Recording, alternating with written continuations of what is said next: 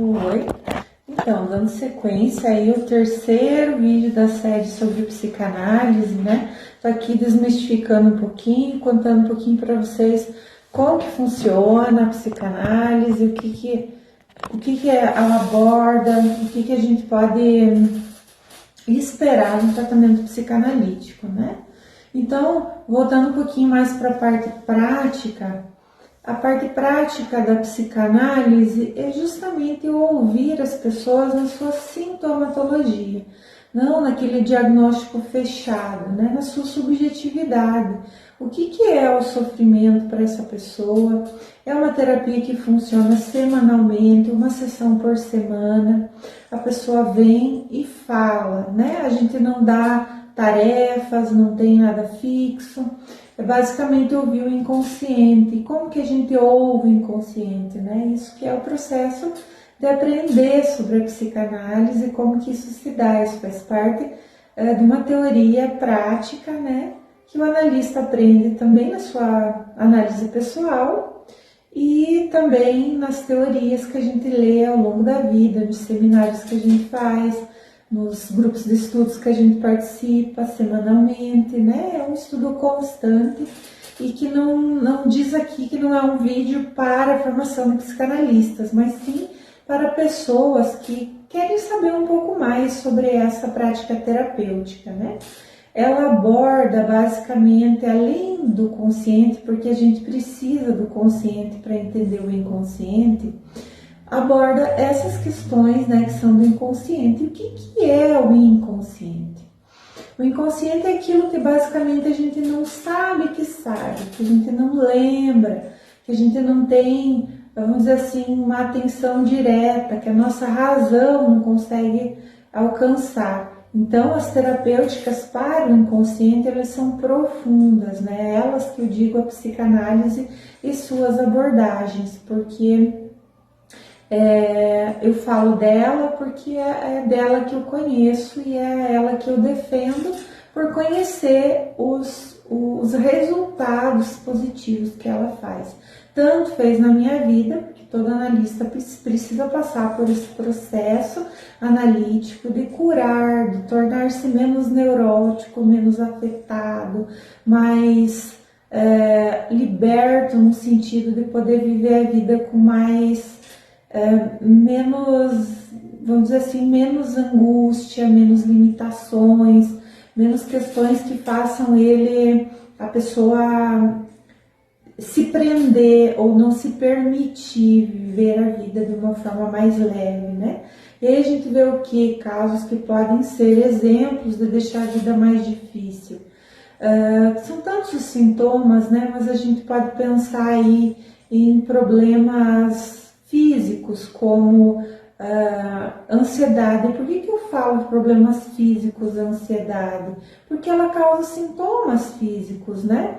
E também emocionais. Mas da onde que vem essa ansiedade? O que é ansiedade? Cada terapêutica vai ter a sua forma de explicar, né? Então, a ansiedade, a depressão, quadros fóbicos, questões traumáticas, que você nem sabe às vezes que tem um trauma. O que é um trauma? É uma dificuldade, vamos dar um exemplo aí, uma dificuldade de dirigir. Eu não conseguia dirigir, eu tinha muito medo de dirigir, né? Então isso é uma coisa que só quando eu descobri as minhas questões traumáticas, trabalhei elas, é que eu me permiti dirigir, né? Eu consegui, apesar de ter tido carteira por 15 anos, eu não conseguia, eu ficava tão ansiosa, tão nervosa, tão petrificada diante de um carro, que tudo que eu fazia, inclusive outras terapêuticas, não alcançavam êxito, porque era uma questão traumática que estava lá no meu inconsciente, que é uma abordagem mais profunda que a gente precisa resolver, né? Problemas de relacionamento são muito comuns, a gente ter problemas de relacionamentos, todo mundo tem.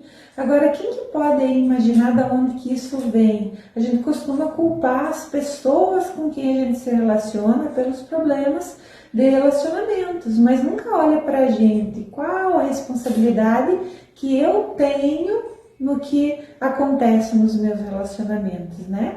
Então, a gente sempre quer uma resposta pronta, prática e externa, né? A gente não quer olhar para dentro, porque dói, porque incomoda. Mas o que adianta a gente ficar olhando para fora, ficar culpando, responsabilizando algo que não vai mudar? Se é aqui dentro que às vezes está aqui aquela questãozinha que não foi bem entendida, que não foi resolvida, que de repente foi ensinada ou aprendida, né, de uma forma equivocada, que pode estar aí causando um monte de problemas nos relacionamentos das pessoas, né? Várias questões, né? Problemas financeiros, problemas que a pessoa não consegue evoluir na sua carreira, não consegue terminar a faculdade, não consegue ficar no emprego. São sintomas, e sintomas não são só tão práticos e conscientes. Muitas vezes eles estão lá numa raiz muito internalizada, muito na nossa infância, né? Então olhar para a história como um todo é resolver os problemas. Eu só vou entender quem eu sou adulto a partir do momento que eu olho para a minha história. Quem eu fui, como eu vivi, como que eu aprendi a lidar com as coisas, o que eu aprendi sobre o amor, o que eu aprendi como reação, eu sou explosiva, eu sou muito passional, como que as pessoas agem, né? Isso diz respeito com a sua história de vida e também com questões da transgeracionalidade, que é uma outra questão que a gente vai falar depois no próximo vídeo, que é um pouquinho mais extensa para entender um pouquinho sobre isso. A psicanálise tradicional, todas as escolas, fora a escola argentina de psicanálise, não aborda esses temas, né, de transgeracionalidade nem no psiquismo fetal, desenvolvimento do psiquismo.